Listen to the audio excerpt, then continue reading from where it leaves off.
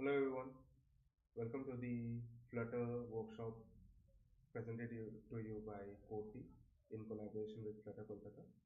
We'll start the stream at 2 p.m. So wait for a few minutes and we'll get started soon.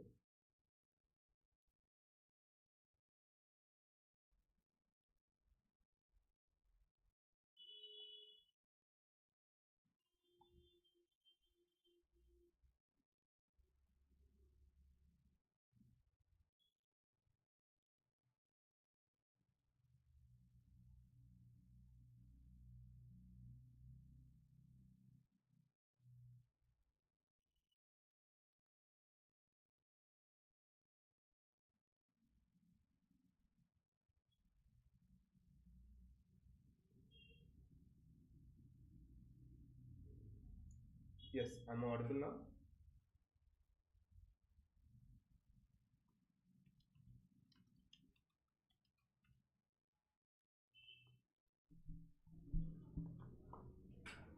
Hello.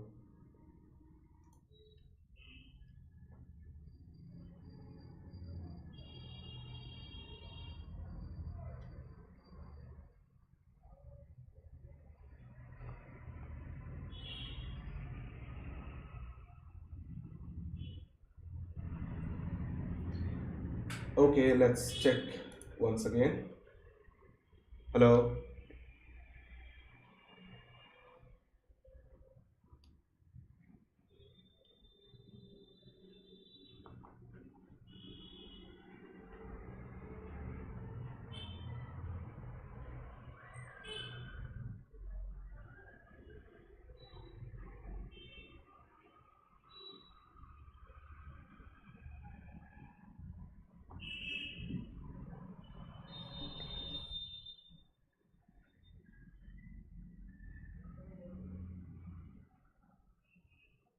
Okay.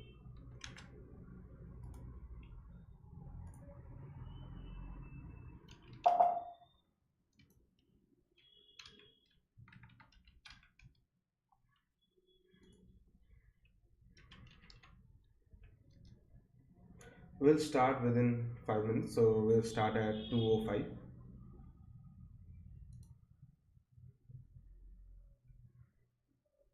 Great.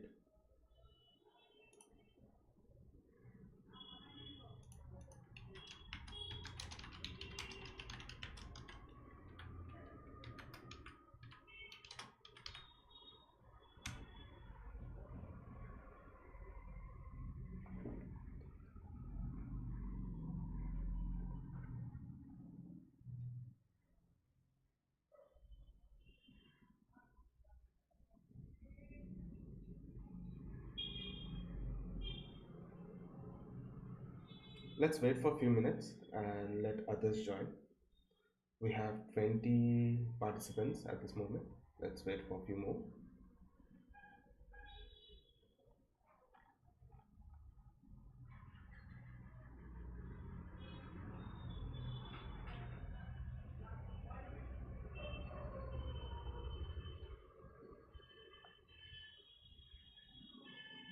There may be some background traffic noise, but it's usual at 2 p.m.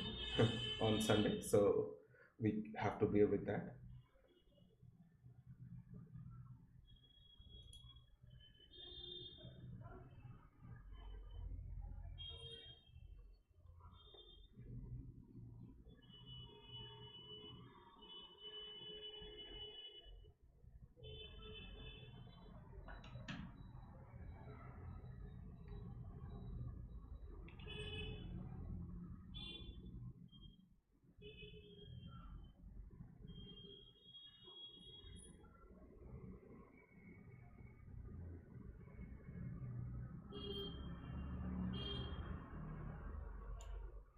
We'll wait for 2 minutes and then we will get started. So this session is all about Flutter, getting started with Flutter. We'll see how to write Flutter code and why Flutter is a emerging technology in this current space.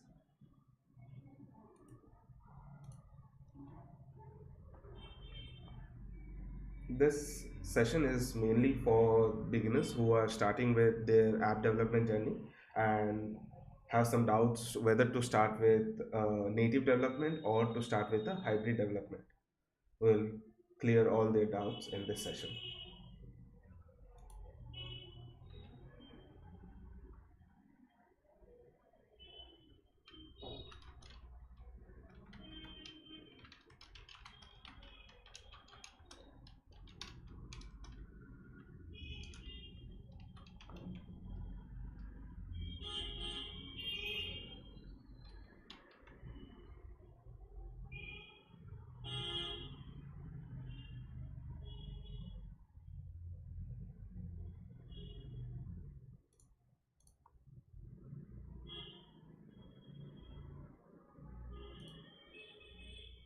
Okay, so it's 2:05 and let's get started.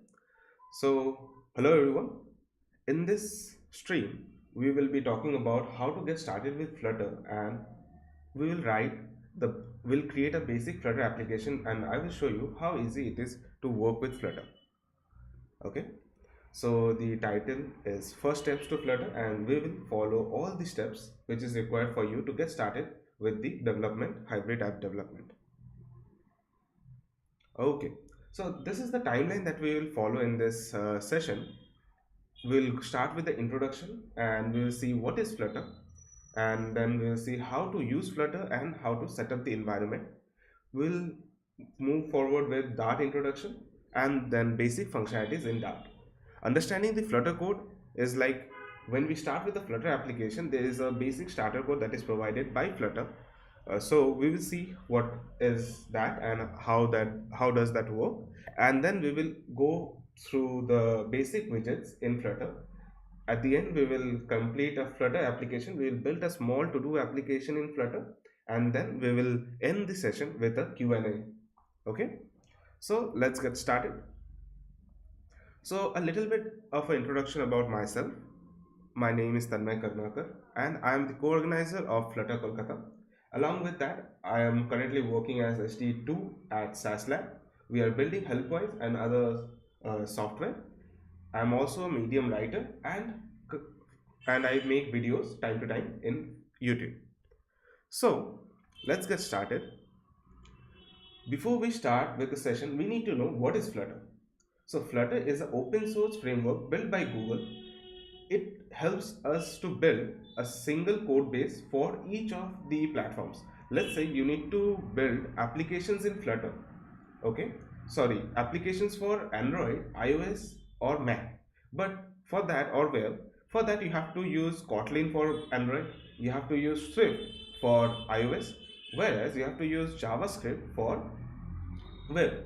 But isn't that be a good thing that if we have all the things in a single code, and then we can pop out APK and IPA or a website used from the same code, right? So that is where Flutter comes to play. It is fast, it is productive, and it has a single code base. So let's discuss about some advantages that we have in Flutter if we use Flutter. So the setup of the platform is very easy. We can get set up in few minutes and we can start building applications. The second thing is the Flutter app performance. It is as par with the native application. Flutter aims to provide a very lag-free 60 FPS performance at all time when you build with Flutter. So there are very few layers between, or the code conversion is done in a very efficient way such that there is no lag in the application, that is the end product that we get from Flutter. One code base, as I have already told you, we have a single code base for Android, iOS, web, Mac, and Windows. So that's a very good thing, right? If we only know Flutter and Dart, we will be able to make Android application, iOS, as well as web, Mac, and Windows, right? And the last thing, which is, there are many other advantages, but we will cover only four here. So which is hot reload and hot restart. So I personally would say that if you are using Flutter, you will save a lot of development time using the hot reload, and we will see what is hot reload on the upcoming parts. Okay, so Flutter is written in Dart. So everything that you write to build a Flutter application is written in Dart. So Flutter and Dart makes a perfect combination. So we will see here what are the apps that are built with Flutter till now. We have few lists, but there are many more. So we can see Google Ads, Google Play, Zerodha. Everyone must have used Zerodha. So we have Zest Money and other applications that you can see here. If you know that BMW application is also built in Flutter. So let's start with the Dart basics so that we have the base ready and then we can start with the app development. Okay, so what is a Dart programming language? It is an open source general purpose programming language developed by Google. It is an object oriented language and the structure is very C style. So if you know C programming or you know Java programming, it will be very easy for you to get hold of the Dart programming syntax. So we will cover all the Dart basics such as variables, class, function, decision making, and then looping and data structure. So let's get started. Every time we write a application, right, you will start with the basic where we write a hello world application, right? So in Dart, you have to just write 3 lines of code in order to create a hello world program. And you can see here that we have main and this is a function, and then we have a print statement hello from Dart, and we close the brackets. So this is a 3 line program, right? So this is a very easy one.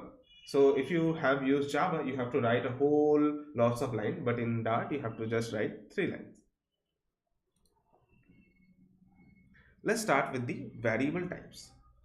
The variables are like the type, right? So we have int for all the integer type variables, we have double for all the decimal type values, we have string, boolean is like we have either true or false in there, we have collection where we have list, map and set, we also have runes which is for expressing unicode character in string. Okay, so let's see how to initialize a variable. So in order to initialize a variable, you have to write the variable type, we have to write the variable name, and then we have the constant or the value. So it says var name equals to technosheet. Similarly, we have to use the variable exact type. So there are, you can see here are 3 examples.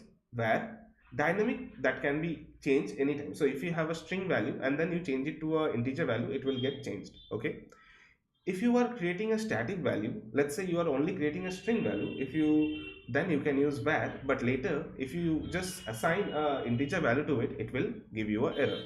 But the best way to use a variable is to define the variable type.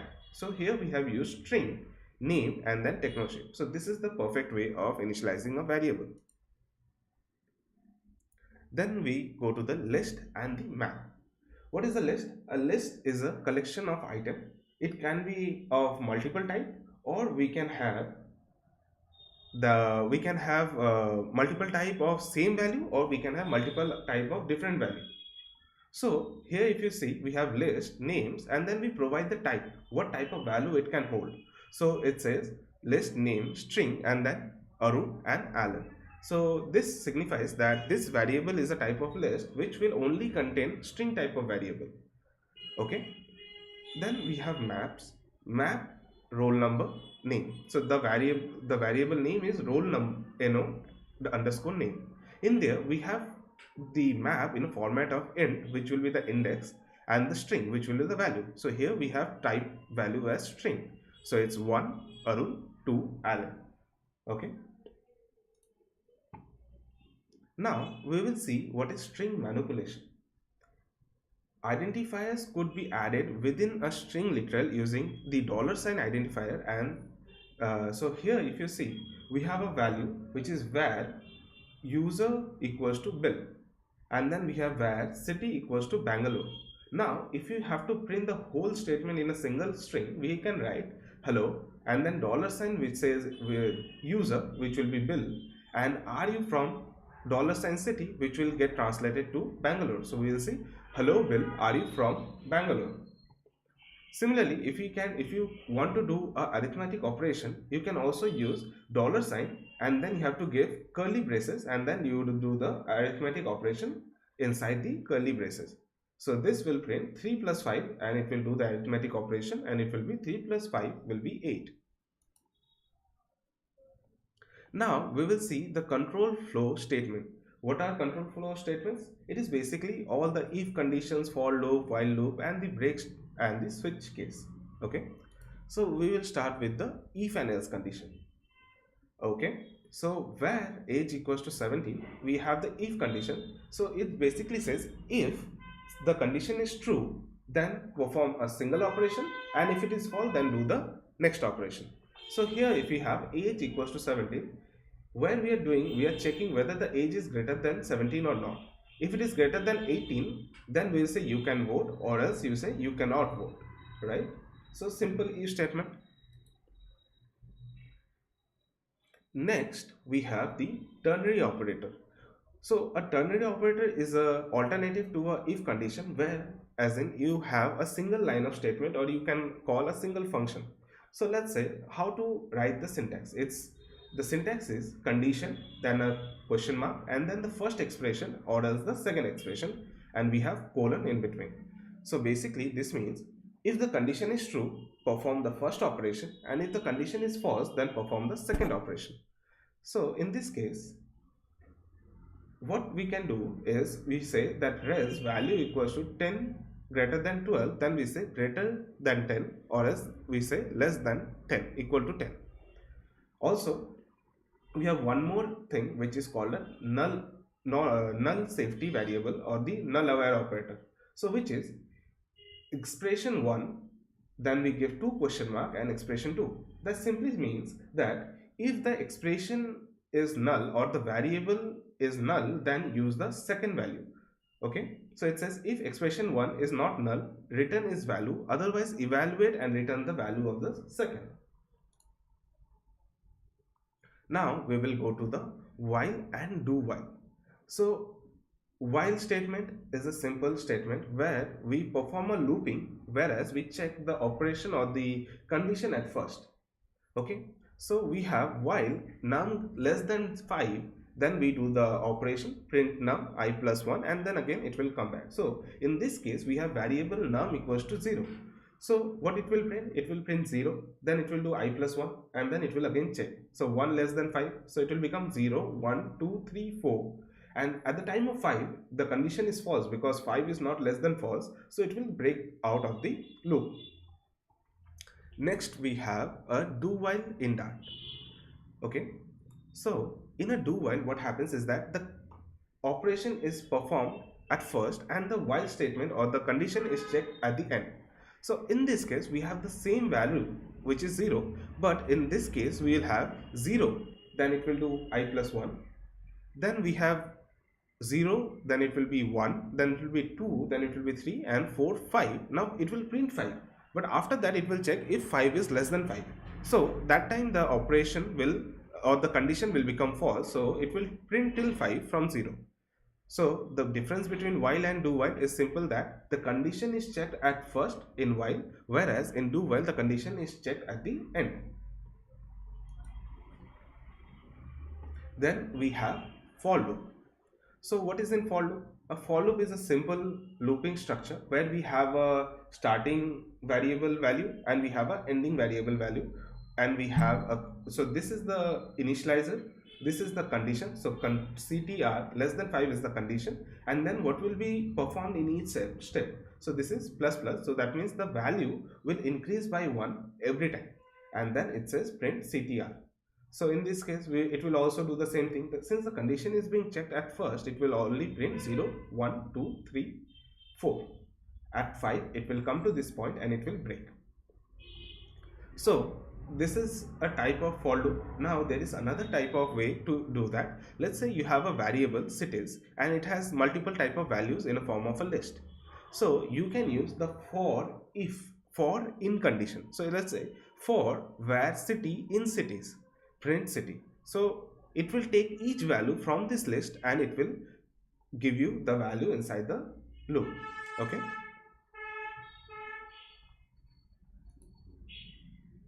Now we come to the switch case. Switch statement compares whether compare integer, string or compile time constant. So what we can do is basically we have a value. We can use a switch statement and we can have multiple cases for that. So in this case we have a variable window underscore state.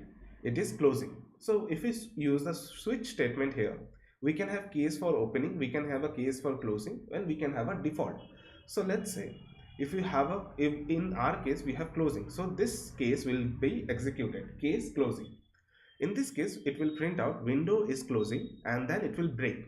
So break statement breaks out of the loop, and if none of the cases are fulfilled, it will go to the default and it will print out none of the option. Okay, so till now, is there any questions that we have with the basics of that? So I can see here we have few questions. We'll get the PDF of the slide. So yeah, after the session, I will share the PDF link with you in the chat, and you can get all the details from there. So after doing this workshop, is it possible to do a Codepeak project with this knowledge? So yeah, so what we have done is we have collaborated with Codepeak, and we have two projects in Flutter, which is a Flutter Kolkata website, and the other one is a Flutter web base. So we will discuss about that at the end of the project, end of the session. Okay, so let's continue with the functions. Now, of what is a function? It is a single block of code which we can write to perform a specific kind of operation. So the what is the function definition? We write the type, what it will return. So if it is a void, that means it is not returning anything. If we write something other than that, if we write string, it will be a returning type of string. So then we have the name of the function. Here we have written enable flags, and then inside the brackets whatever we have are the parameters. So we have two parameters, which is bool bold and bool hidden. Okay, and then we have the curly braces. Inside that we write all the function data or the function operation. And then let's say I have to call this function, right? So how to call it? We can write anywhere in the program where we have to write the function name, and then we have to just give the value of the parameters. So you can see here we have used a curly braces after the normal bracket. To the use of curly braces means it is a name parameter. You have to define which value. So here you write bold and then you give column. That means for this bold we are providing the value true. Okay, there is another type where we don't use this curly braces, and this is basically just says that we have to write only true and we have to write only false. Okay, let's go back here. So yeah, so if you see here, if you don't use the curly braces, we just have to write true and false instead of using bold colon true and hidden colon false. Okay, now we will go to the try and catch. So what is a try catch block? It is used to handle all the exception that we get in our program.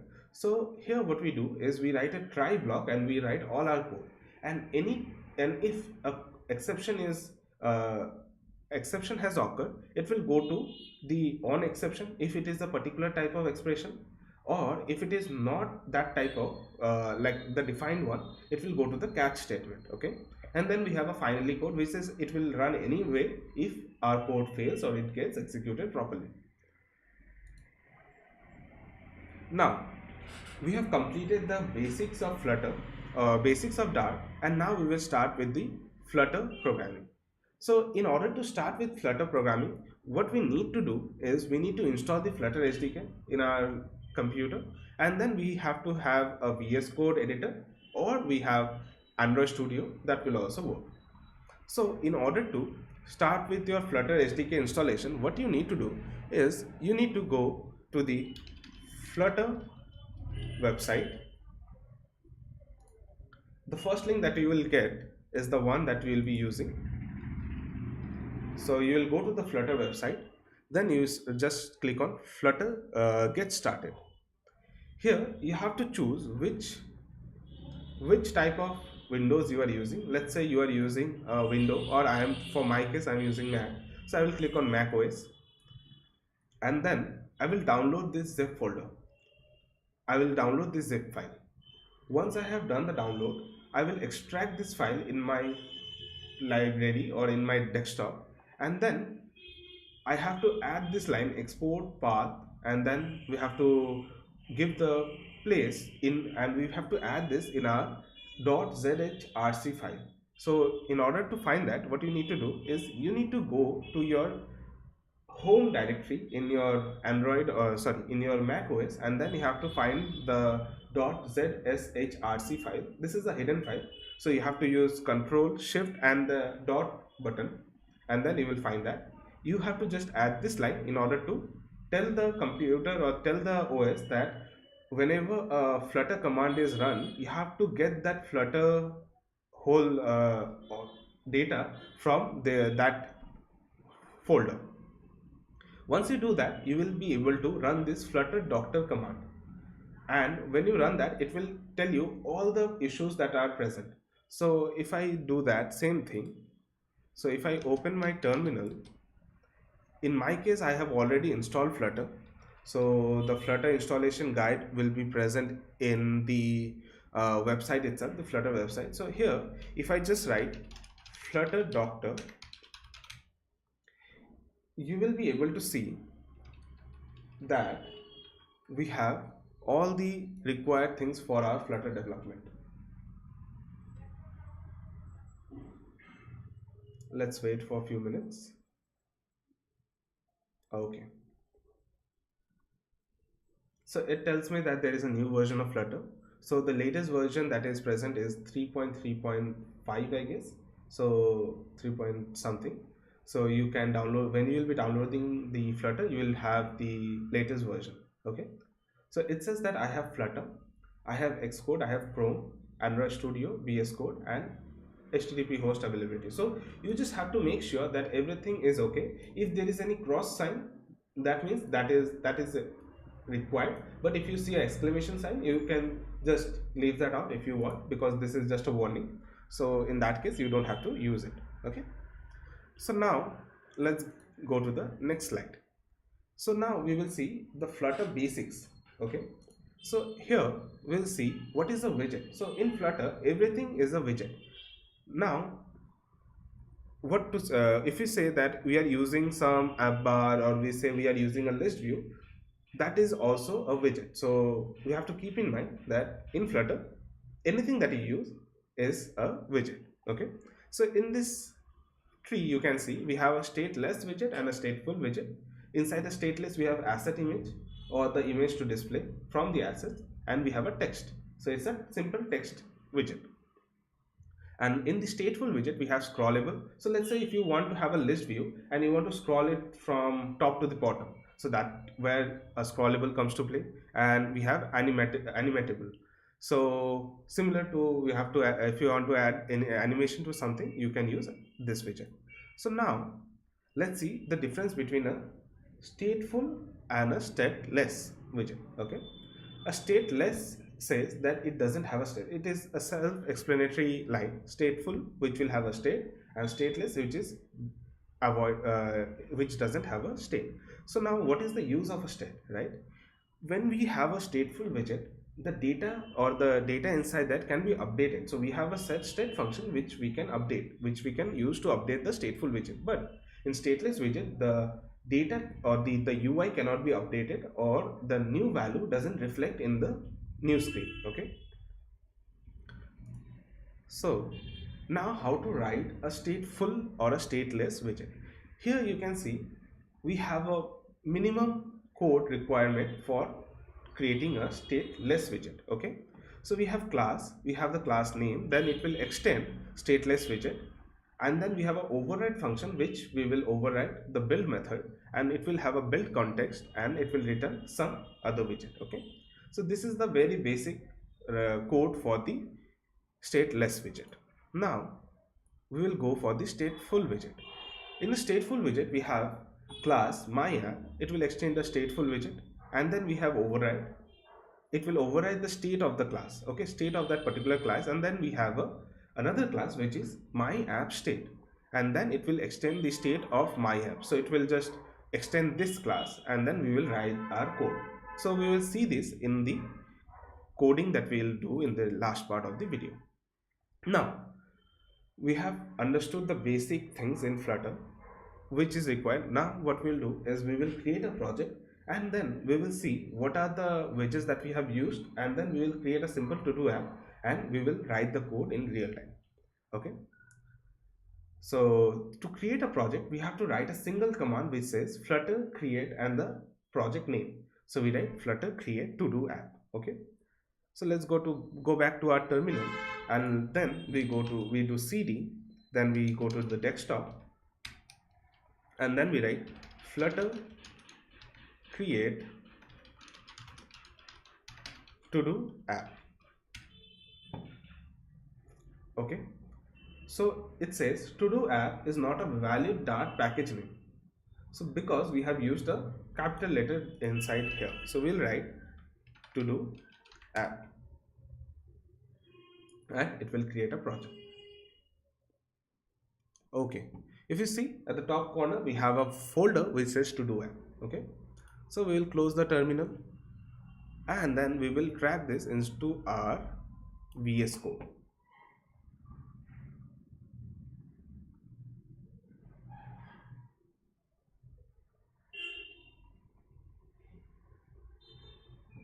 So we have a question: Android Studio is necessary or not? No, Android Studio is not necessary. But if you want to use an Android emulator, you have to download Android Studio and then create an emulator from there.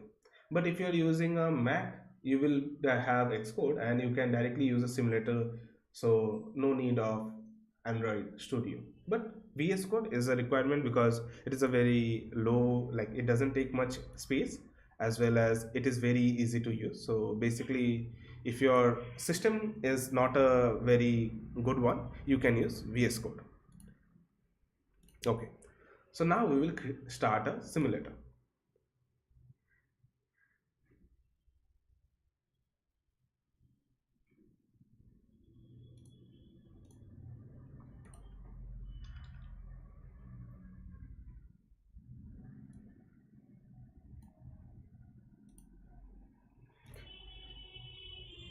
So what I will do is I will just increase the font size.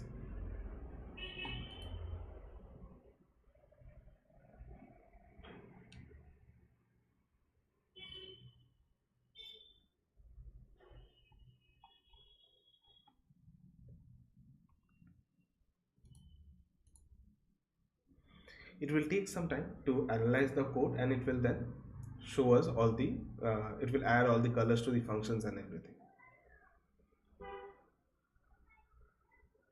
Okay,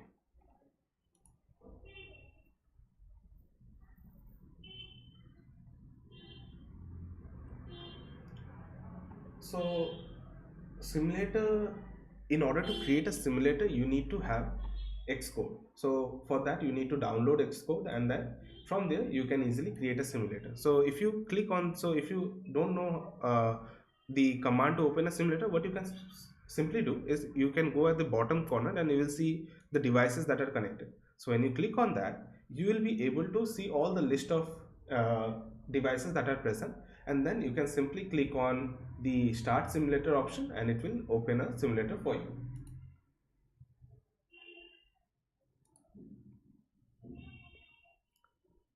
So we will wait for a few seconds for the emulator to get started. Till then, we'll see what is the code that we have, or the code structure that we have here. Okay, so the code is visible. Can anyone confirm that the code is visible to everyone?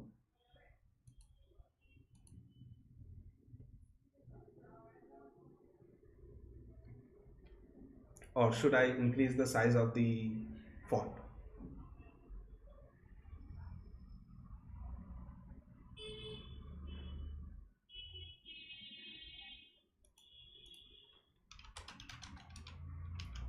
Okay, that's great. Okay, so let's see what's the folder structure that we have here. So we have dart tool, and then we have dot idea. So this is basically internal folders for Dart and for the IntelliJ things. So we don't have to worry about this too. We have Android folder. So this is all the things that is required for the Android APK or the Android app to build. Then we have iOS folder. Similar to Android, we have the iOS which will do all the stuff required for the iOS part. We have the library where we will write all our code, right? So in Flutter, we have to write code inside this library. So you have main.dart. This is the entry point of your application, and it will get started from here, and we will add multiple other files. We have a Linux folder for the Linux build, and we have Mac OS for the Mac build. Similarly, we have web for the website. Okay, we have a test folder where we can write all the test cases for our code. Then we have Windows. So if you see, we have all the required things here. Then if you come down, you will see there is a popspec.yaml file. So basically the popspec.yaml file keeps track of all the packages or all the external assets that you are using in your program. So here you can see we have the version number, and we have the name of the app, we have the environment SDK that we'll be using, and then there are packages that are added which are required for your normal development. Okay, so let me start my application. In order to start a Flutter application, you can do is you can click on run at the top, or else you can just press F5 to start your application. So it will start your application in debug mode, and you will see a small app bar or a bar will come up here where you can toggle all the facilities. So since we are building the app for the first time, it will take some time. In the meantime, I will explain you the code that is present here. So in order to write a Flutter application, we have to import a material.dart file. Inside this material.dart file, it has all the widgets that are required to build a simple application. You have material app, theme data, all these things are present inside the material.dart file. Okay, so here the main.dart or the main function is the entry point of your Flutter app, where you say run app, and then you will call the my app class. Okay, so anything you want to call from here is your choice, but for this app you have my app, which is calling this class itself. This is a stateless widget. Stateless widget means simply that the state cannot be updated. So let's say if you have a data inside it and the data changes, but the UI will not change. Okay, then we have a build method. Inside the build method, we write the whole UI of our application. So we have a material app, and then we have the title, and then we have the theme. So let's say you want to add a theme to your application. By default, it may have a light theme, but you want to change that theme, right? So you can use theme data to give the color and everything to your application. Then we have the home property. So inside a material app, you will have multiple properties which you can see in this list. You can provide data to all these things. Okay, then we have theme, and then we have home. Inside home, we are calling another class which is my home page, and this is a stateful widget because the data inside this will change and the UI will update. Okay, so let's say in this my homepage widget we have a string title, and then we have a variable int counter 0. So this is an integer variable with the initial value as 0, and we are writing a function which is an increment counter, and then we are using setState to update the UI. SetState, what is the use of a state? It is used to update the UI with the new value that is present. So it says counter plus plus. Now you will wonder why there is a underscore in front of each variable. Underscore in Flutter before a variable makes it a private variable. So let's say you want to use a variable which is only private to this class itself, you will be using the underscore counter variable. Okay, underscore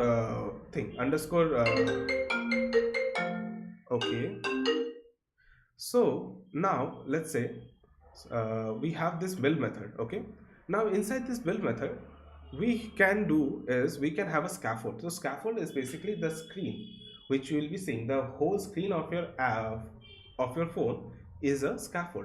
We have an app bar here. So app bar will be text, and then we have title. Okay, so this is a widget text, and we have the value inside this which is widget.title. Now this title, from where we get this? So it's the widget or the variable that we are using here. So we have a question: by default is it public? Yeah, so by default any value inside a class is a public variable, okay? But if you make it outside of a class, or let's say you do it here in the page itself, let's say you had a variable int value, okay, then it makes it a global variable which can be accessed by any other file, okay? That's one thing. Now we have a app bar, and we then add the app bar, the value to the app bar, which is a text. That's done. Now we have a body. So inside a scaffold, we have the body property.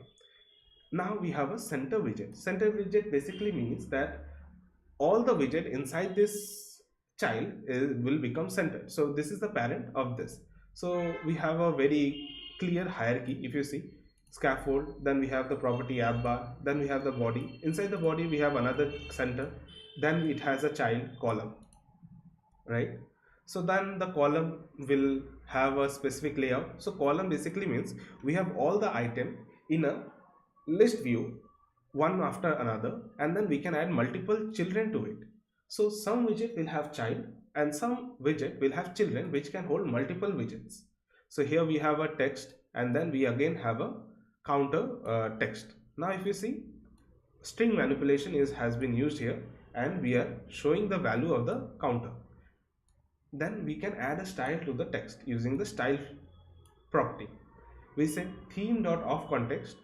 This is a this says that, okay, take the theme from the context of our app and then use the text theme and then use the headline, okay? So this would may be difficult to understand for at first, but we will see how easy it is when we write the code. So if you see in my debug console, it is still running the application, so it is building the app. So we will wait for a few minutes and then we will get started. Till then, let's answer any other questions that we have. So we have a question: can we use our own Android phone using debugging to install Flutter app? Yes, we can do that. Also, you can also use the phone in wireless mode. There is a specific way to do it. And if you want to just add a cable to your laptop, you can also do that in that way. Just you have to make sure that USB debugging is enabled. So you have to unlock the developer option, and then from there you have to enable USB debugging.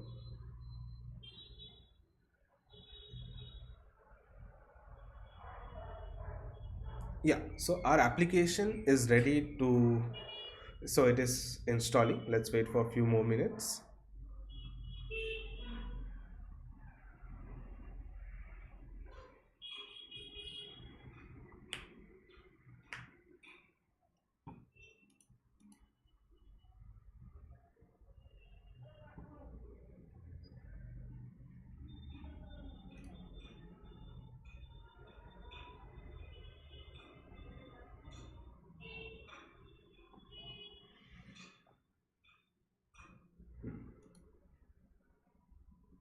So what we'll do is basically we will create a simple to-do application using we will use a state management technique, which is a provider.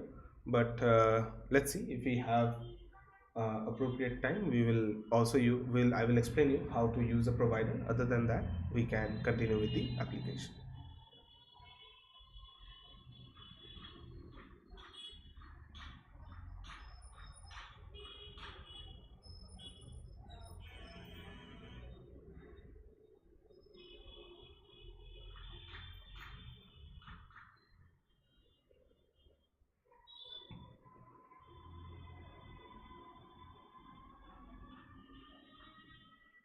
Hmm.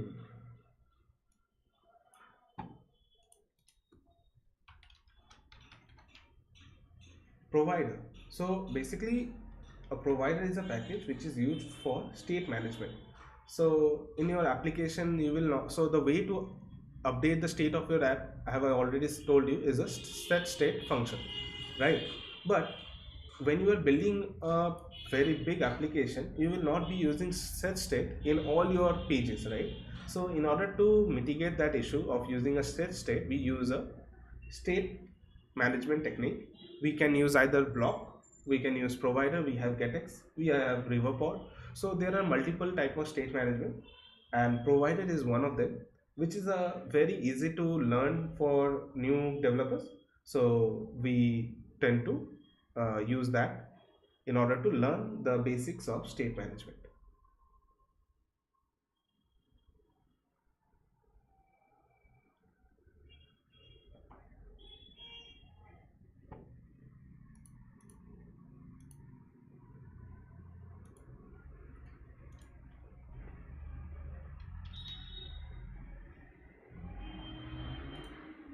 Okay, it's taking few more minutes.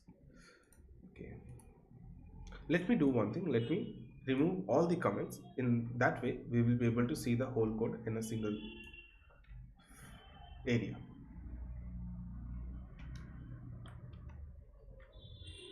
Okay. Now if you see, the code became very small.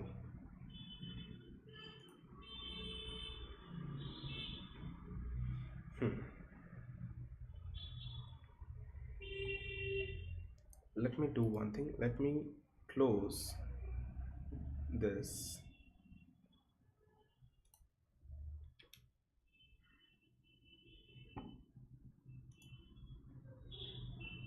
So, till the time that we are waiting for the app to run, I will show you the projects that we have in for the Codepeak event. So here we have two projects. One of them is Flutter Kolkata website, and the other one is the Flutter web base. So if you go to you will be able to see that in the Codepeak website. So there is the Flutter Kolkata website GitHub link.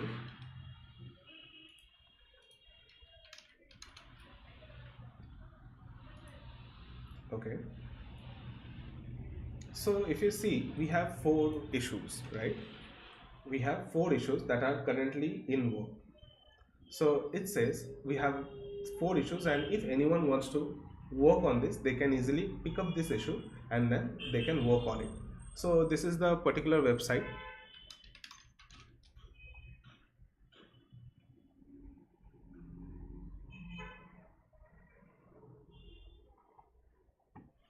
Mhm.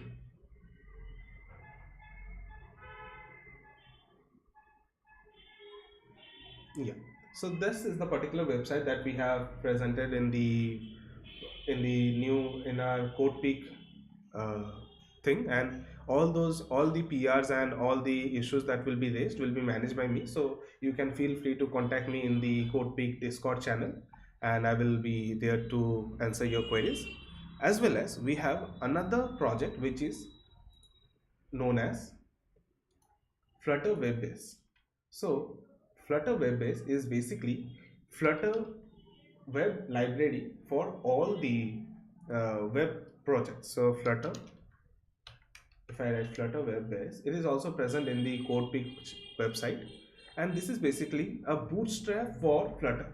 Right? In Bootstrap, we have multiple components that you can use in the HTML code. Similarly, this is a way to add components which is reactive in your Flutter web project. Okay, so here we are trying to integrate as many designs that we want, like as many designs we can add. So we have button design, footer, feature highlight, parallax effect. So this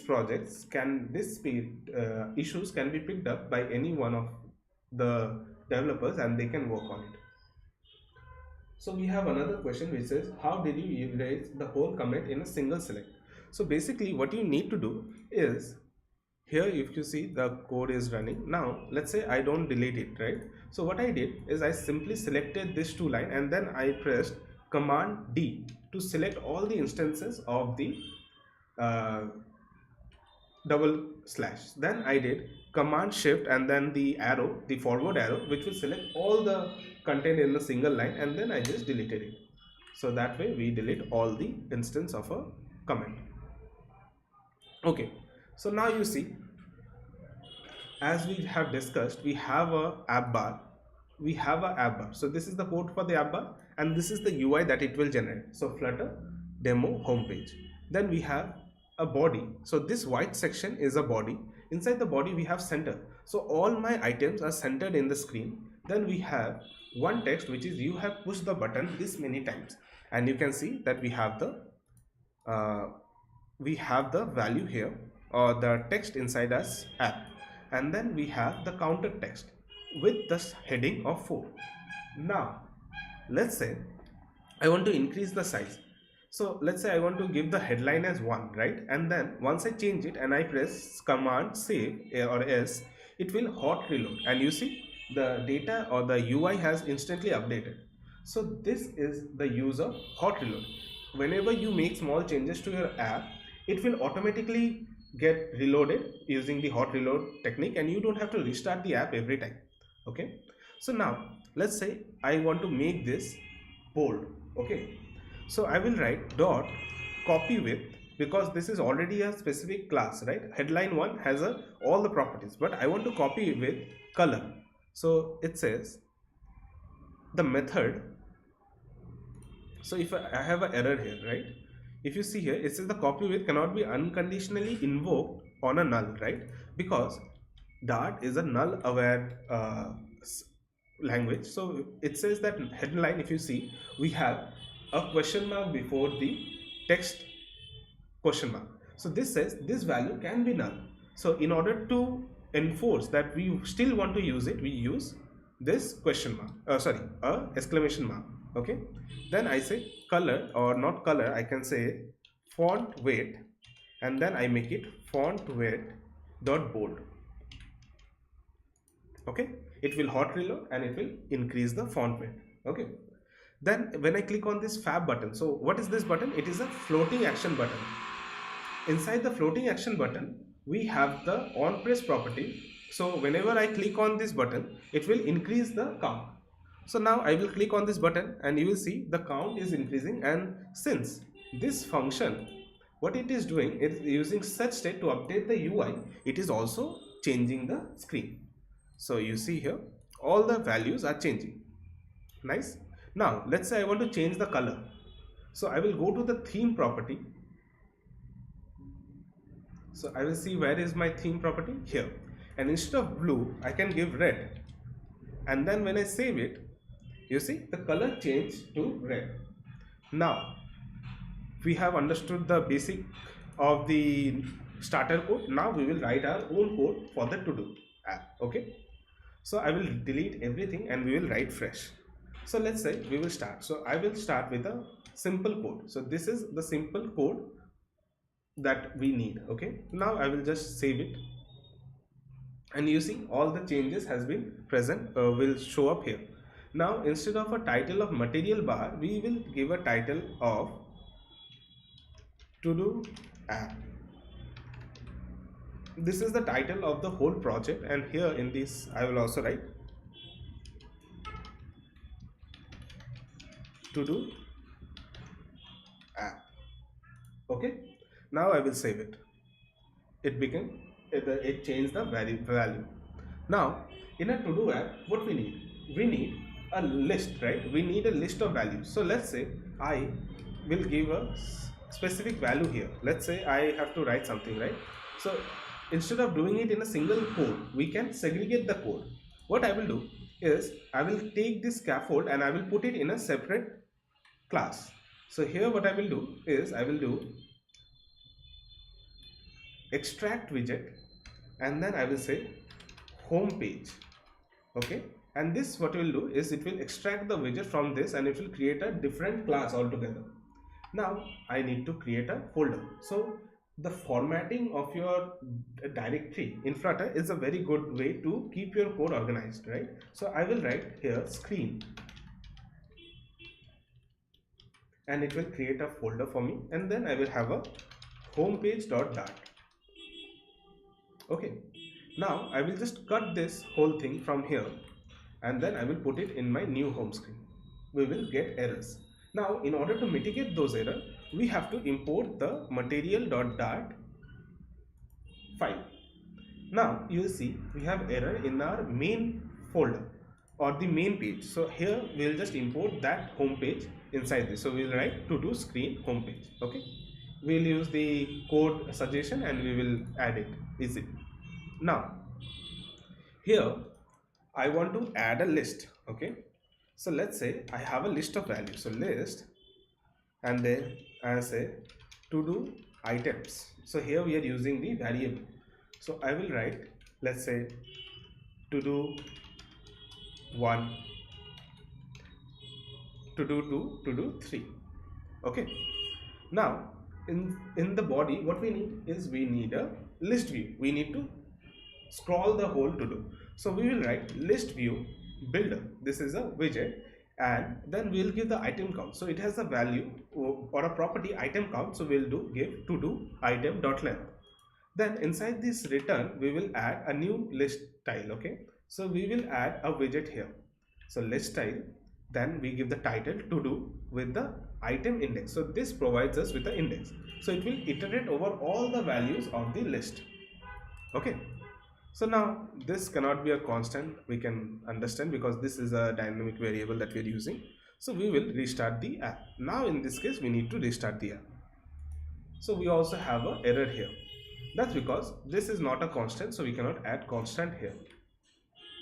Okay, you see we have a list of to-dos. Now why not have multiple to-dos? We have more to-dos, right? We had 4, we had 5, 6 maybe. Okay, to do 6, I will just copy this again, paste it. So we have multiple to dos now. Now if you see, I can scroll this list because it is a list view builder. Okay, so it has already scroll building it. By default list type is string. No, by default list type is dynamic. So you can, let's say I don't want to add to do or a string here, I can easily add a integer value here.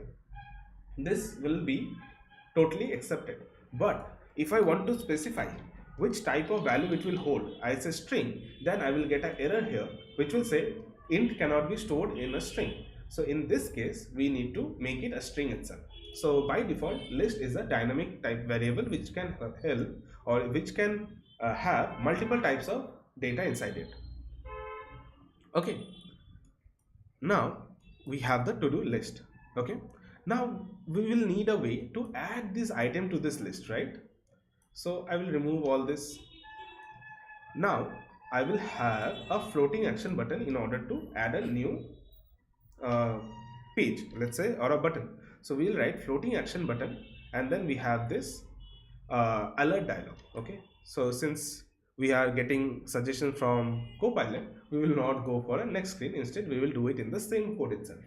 So if you see here, now when I click on this, it will open a new dialog. So how it is doing?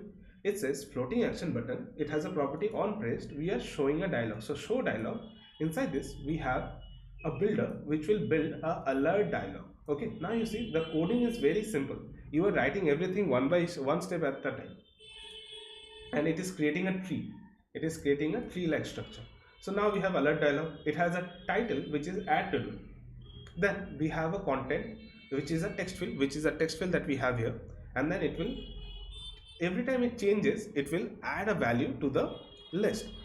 Now we have a button which is say add, and then add, what is doing is popping. So it's a navigator.pop. It will pop the item from the list. It will pop the dialog from the screen.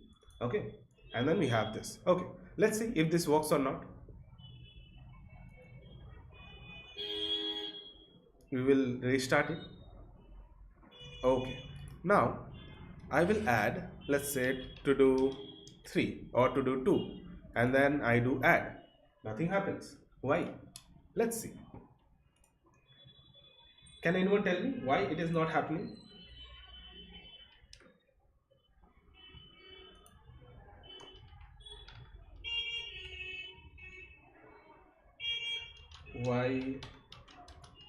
Why are we not seeing the values that are added? Anyone can guess?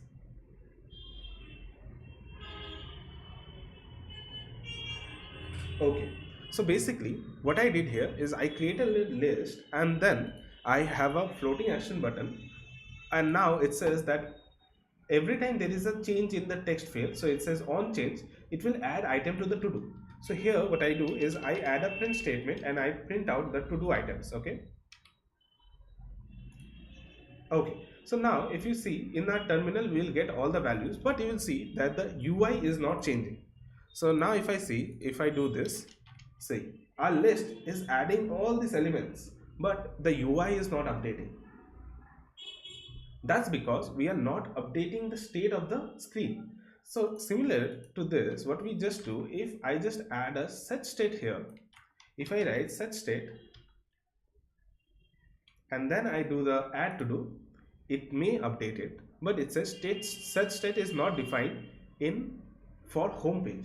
Okay, so why is that an issue? That's because we are using a stateless widget. So instead of a stateless widget, we need to convert it to a stateful widget. So we convert it to a stateful widget. Now if I make a stateless or a set state, say set state, then you see our error is removed from this. Okay, so now we will run the application again and we will see the changes.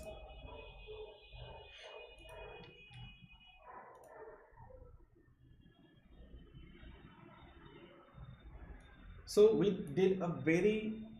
have hardly written 62 lines of code and we have a to do application ready which can display all the to do items in a list. Let's wait for the app to debug and then we will continue.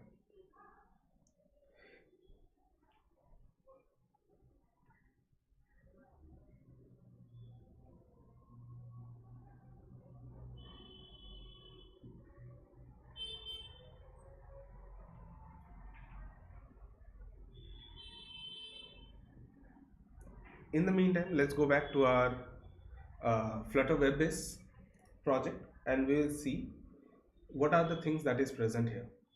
So this web view or the Flutter web base project package is basically a combination of multiple types of widgets which is very responsive and can be used in a website. You just have to drop the widget and then you can use it in your application. So if you see, we have this feature or the heroes, and then we have other things like navbar, we have heroes, we have feature items, then we have buttons, also we have tags. So this is the work that we have done till now, and anyone who is interested in Flutter app development or Flutter contribution can use this as a base and then add new features or new widgets in this code. So if you have any idea, you will just create a issue in this project and then we will confirm it and then you can start working on it. So that way we will do the contribution. Okay, also let's say you are not using the Flutter SDK but you want to write some code to understand how it works. In order to do that, you can use Dartpad, which is provided to you by the Google team. So you can write code inside this Dartpad and you will be able to run it easily. Yeah, so our app is built. Let's wait for a few seconds.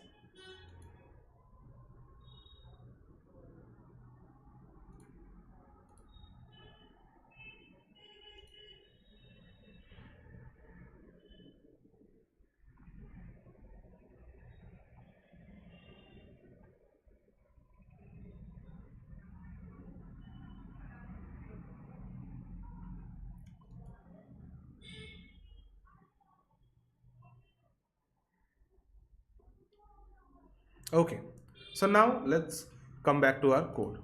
So let's now add new items. So let's say I write to do 1 or to do 2 and then I go back. Okay, nothing happens. Strange, doesn't work. So see where is the error here. You see set state is already getting called here and then we have this again inside this thing which is not required, right? So we'll just remove this and then what we will do is instead of on change, what we will basically do is we will use something else, which is we'll say we will add a new controller to this text field. So in order to get the complete string, we need to use a controller. So we will say text editing controller, and then we'll create a to do controller. Then we will assign this to do controller to this text field. Controller is a property for a text field. We'll remove this constant from this part because now it is not a constant. Now here what we can do is we can keep it as it is, and then on this button of this pop we can do is we can do set state to do item, then we will add the complete to do controller dot text, and then we will clear the to do controller.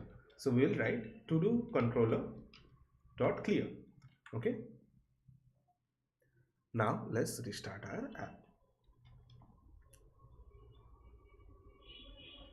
Okay, now click on the to do button, we say to do 2, and then we add, and you see it is getting added to our list. Now let's add a few more. To do 3. Similarly, it is adding it to our list. Now what we need to do is, our app is not looking good, right? So let's make it nice. So now instead of using this simple to do item or text, we add a few design to this. So let's say I add font size 20. I give it a some color maybe. So let's say a color. I say color dot red. No, red will not look nice. Let's keep it black itself, but let's make it bold. So font weight dot bold. Now in a list style, we have the ability to add a trailing widget. So we write trailing, and then we write an icon button, which will be a delete button. Okay, now we have a delete button at the side. Now we can also update the color of this. So I just write color and then colors dot red, and it will add the color red to your buttons. Now at the front, maybe I want to add something else, or I can have a subtitle. So I can write subtitle, or I can write description. So let's see what is the exact parameter that we have. If you don't find anything, you just press control and then space, it will give you all the suggestions. And we have subtitle. So in the subtitle, we can just write constant text, this is a subtitle, and you see we have a subtitle added to the item.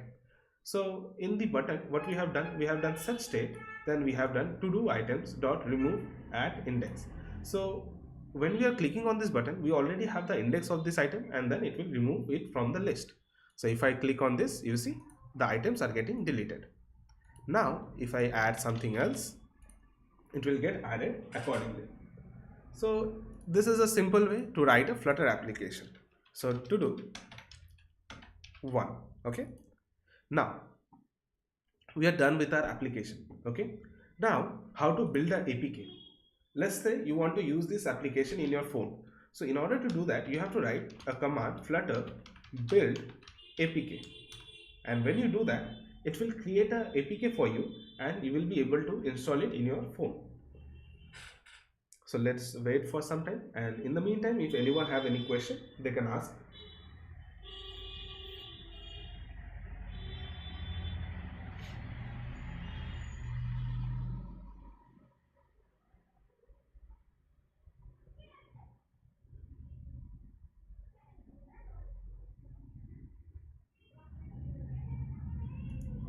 So what it is doing is basically it is converting the Flutter code that we are writing, and it will generate a Android native code. Why trailing used?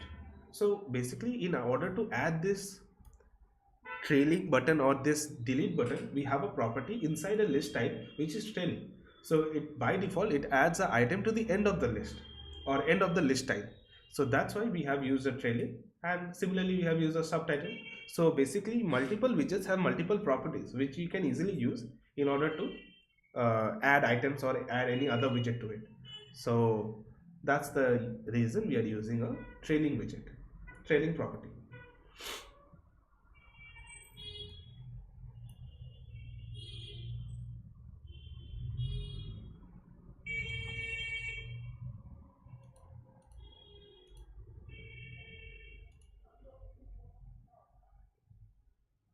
So similarly, we are building a Flutter build APK. We can also write Flutter build IPA to build a Android or sorry the iOS app. But make sure that you are using Mac OS to build the iOS part, because using a Windows will not work. You can use Flutter to build iOS application using Windows in if you have in if you are using a CI/CD platform like CodeMagic, or you are using some other uh, uh, website in order to build your iOS. So in that case, you can build a iOS application also with a Windows system.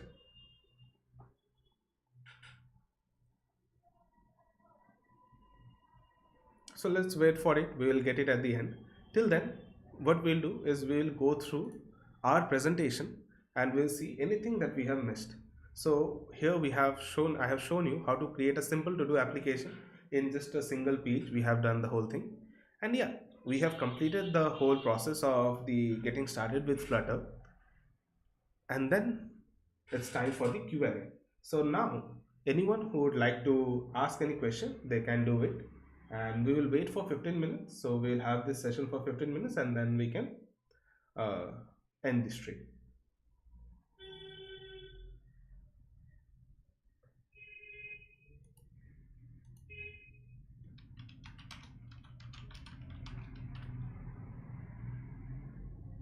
Sure, I will provide you the PPT after the session.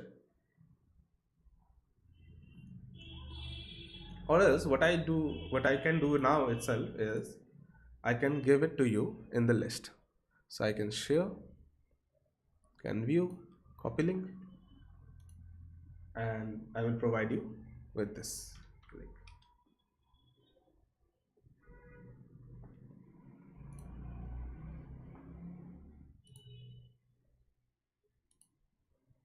Okay, so we have a question that how is Flutter related to Firebase? So basically, Firebase is a different service altogether, but it has the ability, or it has the SDK which can be seamlessly used with Flutter in order to build application. So if you are using if you want to use a backend for your application, but you don't have the access to some other types of database such as MongoDB, or you don't know the coding for that, you can simply use Firebase to create your applications. Use the Firebase as your backend and create your Flutter application. How can we deploy our to do app?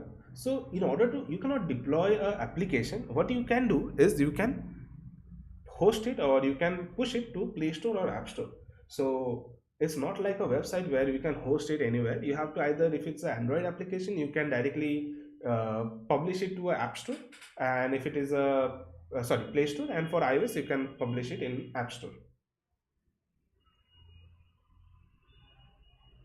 So we have a question here which says, why should we use provider in place of set state?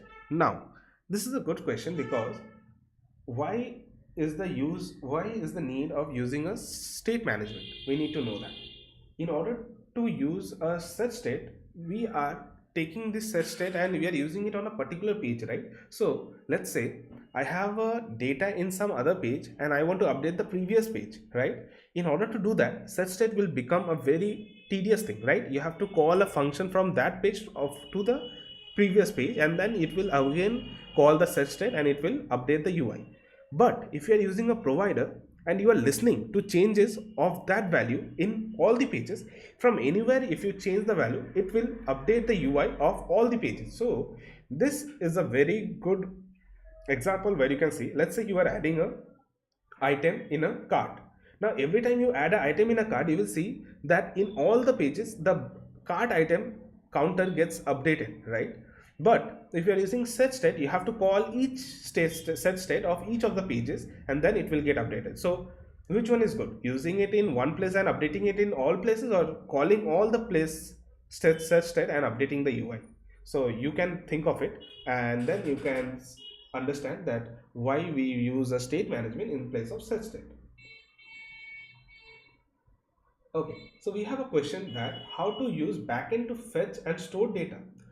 In order to fetch and store data from backend, you can use, if you're using APIs, you can use HTTP request, Okay, so there is a package HTTP, we have a package DIO, so we can use those packages to get data from the server and also to send data to the server. So you can use that. Then if you're using Firebase, you can use the Firebase SDK provided for Flutter, and then you can store and do all the same operations you want. Okay, you can see we have the application ready, we have the APK release. Now where to find it? So we will go to the build folder, we will go to the app folder. Inside that we have a output folder. Inside the output folder you have Flutter APK. Here you see we have release dash app dot release APK. Now you want to use this application, right? So what we can do is basically we have a website which is DRV, and here we can upload the code and we will get a QR from the code, right? So when I upload this here, it will generate a QR code, and then if you scan it, you can download this app and install it on your phone. So if you want to share your app in a specific person, you can just do this and it will generate a QR code for you. See, we have a QR code generated. So if we do this, it will you will be able to download it. Okay,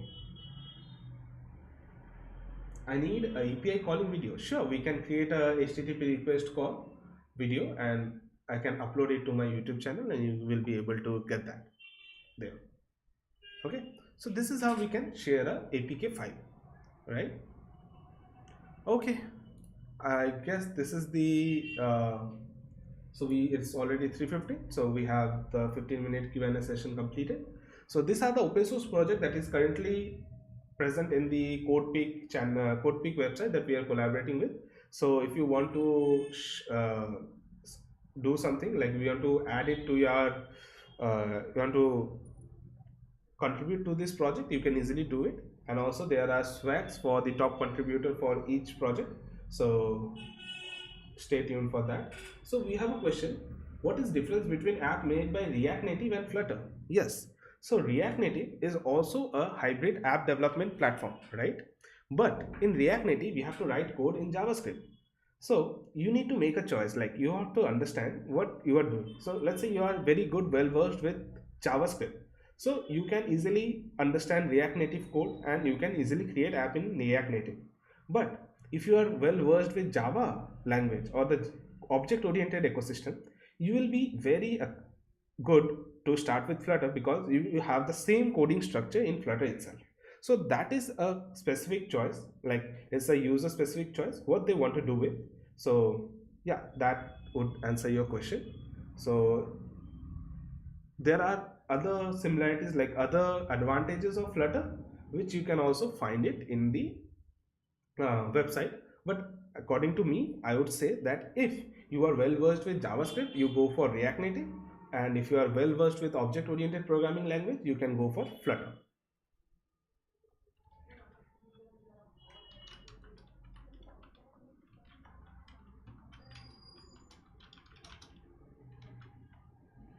Okay then, so yeah, that's it. You can connect with me, you can scan this code and you can get all the LinkedIn and the YouTube channel link and the Medium articles that we write, so that I write, you can get it from this thing. You can also connect with me in LinkedIn and ask any question that you have. And yeah, stay tuned and we will have some other amazing content ready for you in the upcoming days.